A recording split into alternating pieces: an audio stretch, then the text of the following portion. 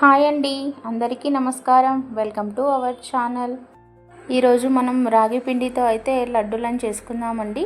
ఈ రాగి లడ్డూలో కాల్షియం పుష్కలంగా ఉంటుంది, అలాగే ఐరన్ కూడా ఎక్కువే ఉంటుంది కాబట్టి ఎముకలు గట్టిగా దృఢంగా ఉంటాయండి. రక్తహీనతతో బాధపడేవారు ఖచ్చితంగా ఈ లడ్డూనైతే చేసుకొని తినండి. రోజుకొకటి అయితే తినండి ఫ్రెండ్స్. టేస్ట్ కూడా చాలా బాగుంటుంది, ట్రై చేయండి. ఇవి ఎలా ప్రిపేర్ చేయాలో చూద్దామా ఫ్రెండ్స్. ఒక ప్యాన్లోకి అయితే 2 టేబుల్ స్పూన్ నెయ్యినైతే తీసుకోవాలండి. ఇవి నెయ్యిలో చేసుకోవడం వల్లనే టేస్ట్ చాలా బాగుంటుంది. కొంతమందికి నెయ్యి అంటే నచ్చదు, కానీ ఇవి నెయ్యితోనే చాలా మంచి టేస్ట్ అనేది వస్తుంది. నెయ్యి కొంచెం వేడి అయిన తర్వాత దీంట్లోకి ఒక 1/2 కప్పు వరకు బాదంనైతే తీసుకోండి. ఇలా తీసుకొని వీటినైతే ఇలా బాగా వేయించుకోవాలి. ఇలా మనము లో ఫ్లేమ్లోనే వేయించుకోవాలండి. ఈ బాదం పప్పులు బాగా వేగాలి అంటే లో ఫ్లేమ్లోనే వేయించుకోవాలండి.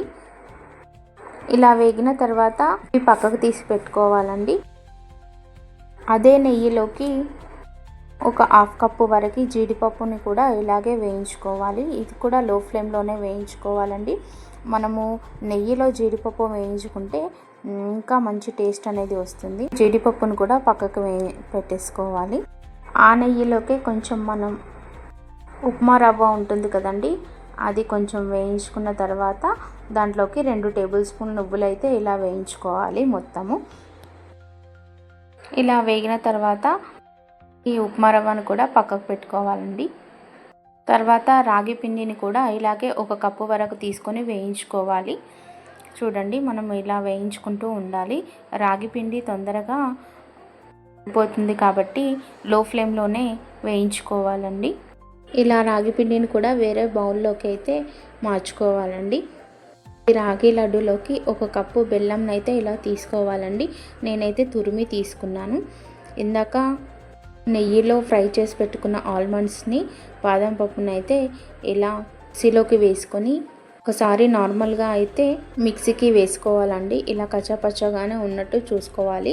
ఇవి పంటికి తగులుతూ ఉంటే చాలా బాగుంటుంది కాబట్టి మామూలుగానే ఒకసారి మిక్సీకి వేసుకోవాలి. అన్నీ ఇలా ఒక ప్లేట్లోకి అయితే తీసుకున్నాను. చూడండి, నేను రాగి పిండిని అయితే ఇలా తీసుకున్నాను మిక్సీలోకి. ఎందుకంటే మనము బెల్లాన్ని మిక్సీలోకి వేసుకోవాలి కాబట్టి రాగి పిండిని అయితే దీంట్లో వేసి ఒకసారి మిక్సీకి అయితే పట్టుకున్నాను. చూడండి, ఇలా వచ్చేస్తుంది మనకి మొత్తము బెల్లాన్ని మిక్సీకి వేసుకుంటే. ఇవన్నీ ఒక ప్లేట్లోకి అయితే తీసుకున్నాను. చూడండి, ఇలా అన్నీ తీసుకున్న తర్వాత అన్నీ ఒకసారి ఇలా కలుపుకున్నాను. అంతా మిక్స్ అయ్యేలాగా అయితే కలుపుకున్నానండి. తర్వాత దీంట్లోకి మనకు నెయ్యి కావాలి.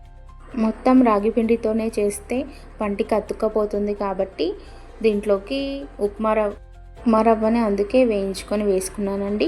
చూడండి, మనకి ఇలా ముద్ద చేస్తే ముద్దలాగా అవ్వాలి. అప్పుడే మనకు కరెక్ట్గా బెల్లం సరిపోయినట్టు. కావాలంటే మీరు ఇంకా కొంచెం యాడ్ చేసుకోండి, స్వీట్ ఎక్కువగా తినేవాళ్ళు. చూడండి, నెయ్యి కొంచెం కొంచెంగా ఇలా వేసుకొని లడ్డూలాగా అయితే ఇలా చుట్టుకోవాలండి. చూడండి ఎంత బాగుందో, చూడడానికి కూడా చాలా బాగుంది కదా. ఇలా చాలా హెల్తీగా రాగి లడ్డూనైతే ఇంట్లోనే ప్రిపేర్ చేసుకోవచ్చండి. ఇవి 15 రోజుల వరకు నిల్వ ఉంటాయండి.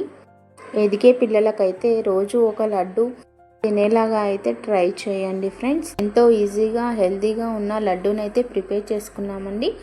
ఇలా మీరు కూడా ట్రై చేసినట్లయితే కమెంట్ బాక్స్లో కమెంట్ పెట్టండి ఫ్రెండ్స్.